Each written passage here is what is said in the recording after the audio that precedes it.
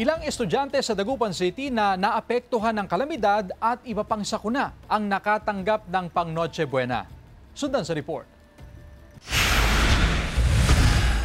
Sariwa pa sa alaala ni Von ang sinapit ng kanyang pamilya noong November 11. Nasunog ang kanilang bahay sa Barangay Pantal, Dagupan City kaya napilitan silang lumikas.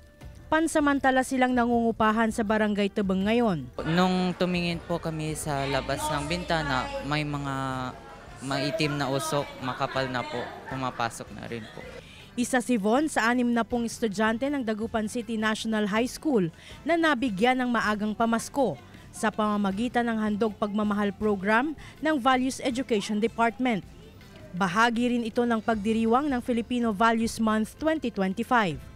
Sila ang mga estudyanteng labis na naapektuhan ng sakuna tulad ng sunog at mga kalamidad tulad ng mga naranasang sunod-sunod na bagyo sa mga nakaraang buwan. Kaya ng pagmamahal ni Jesus Christ sa atin, kaya we spread love. Ang gift na ito ay punong-puno ng pagmamahal.